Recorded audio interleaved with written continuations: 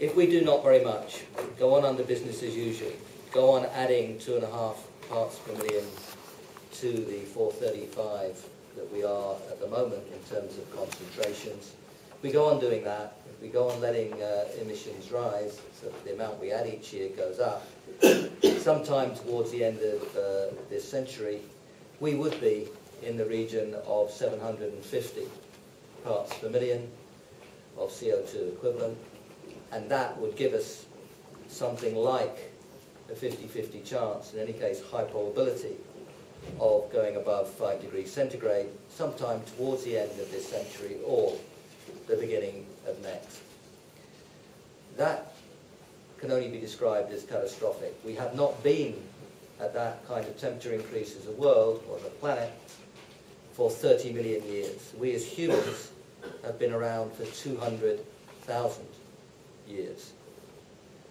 We've never experienced, as humans, anything close to that. We've experienced much colder fluctuations downwards in the glacial periods and so on. We've never experienced anything like that upwards. It would rewrite where people can live, rewrite coastlines, rewrite rivers, rewrite where deserts were. Many parts of the world would be inundated. Hundreds of millions of people would move and have to move. And that, if we've learned anything from the last couple of hundred years, would result in serious, extended and global conflict. That's if we're not sensible. If we're sensible, we could spark off the most dynamic period of economic history, bigger than the railways, bigger than electricity, as we move towards the low-carbon economy. It'll be a period of creativity, innovation, discovery and investment, as in earlier technological surges that we saw in the past, but probably bigger. And when we find low-carbon growth, it will be more energy secure, cleaner, quieter, safer, and more biodiverse. So we're at a point where we have to make up our mind. One way is deeply damaging, and the other way looks very attractive.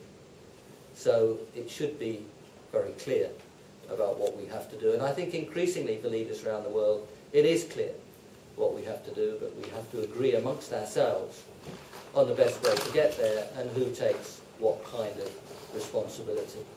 And that's why Copenhagen is so important.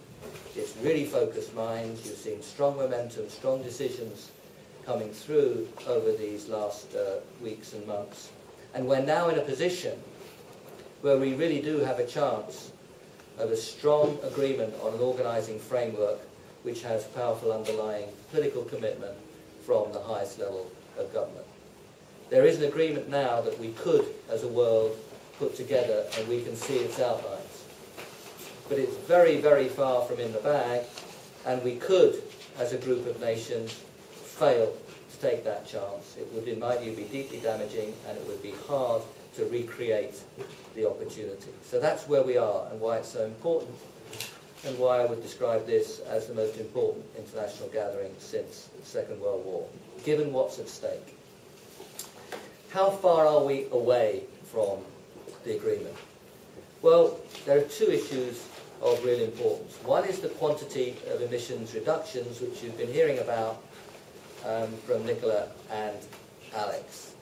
If you look at the intentions that people have described, or countries have described, over these last weeks and months and years, then we are not so very far away if all of these things were implemented at their more ambitious scale. If the kinds of intentions that people have described were implemented at the higher end of ambitions, we might be only 2 or 3 billion tons, gigatons, away from the 44 of where we have to be in 2020. But a lot of those intentions are predicated, particularly in the developing world, on external support. And that takes us to the second key area, which is exactly that, the kind of financing which can be brought to bear to support actions in the developing world.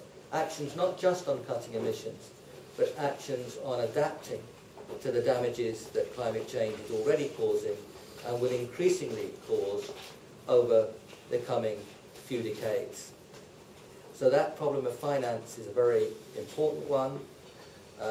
We're hearing numbers for 2020 in the right kind of range. Gordon Brown spoke of $100 billion per annum by 2020 in a speech in June at the recent European Council. Numbers in the similar kind of ballpark have been discussed as well. That's 2020. We've had good discussions of so-called startup finance, getting $10, $15 billion per annum on the table in the next 2 or 3 years. That's important too. But for the developing world to make its commitments, confident in support that it might get on finance and technology, the period 2015, I think, or to 2015, is absolutely crucial. We cannot talk only of the next couple of years and of 2020. We have to be clear also about 2015. And I have been arguing, and will argue in the lecture today, that something around $50 billion per annum in terms of finance should be sought for 2015. We may have to work on new sources of finance to do that, on the use of auction revenues, on taxation of aviation and maritime, on revenues from carbon taxes. We have to work out the best way of generating new revenues to cover those kinds of support that we should be looking for. And I hope in Copenhagen will agree at least on where we need to be in terms of support, minimum levels that can be guaranteed, and a launch of a serious study which could be done over these next few months of how extra revenues could be created. So I think that on those two key areas, the quantities and the finance, we're not there, but we can see how far we have to go, and these are the kinds of discussions that with goodwill and clarity could get to agreement. So we can do this. We could get ourselves to a position where instead of a 50-50 chance at the end of this century, there's something like 5 degrees, which would be catastrophic, that we have a 50-50 chance of 2 degrees, which we hope we could cope with. So leadership on all this will be fundamental. I think Europe should now be leading by confirming that it will have 30% reductions by 2020 relative to 1990. We should be looking strongly to the United States and Europe to come up with stronger forms of finance. We should have priority for that finance for adaptation in the vulnerable states of the world, particularly in Africa, also mitigation in those states, strong support for programs on deforestation and technology. So we can see where their priorities should be, and we need leadership in establishing the finance and the priorities for the use of the finance. I hope also that China will raise the target that it recently announced of 40 or 45% cuts in emissions per unit of output from 2005 to 2020. I would hope that we could see through the taxation of aviation and maritime considerable reductions in those areas too. If we put those together, stronger ambition in Europe and particularly China, if we put together stronger finance, particularly from the US and Europe, if we put together strong support for deforestation, then I believe that if higher ambitions are realised and delivered, and that extra on the dimensions I've just described is realised, we could really get to 44 or even a little below by 2020. So now is the time for leadership and commitment. Now is the time for people who are in the position to take decisions to take those strongly and with responsibility, given how much there is at stake. Thank you.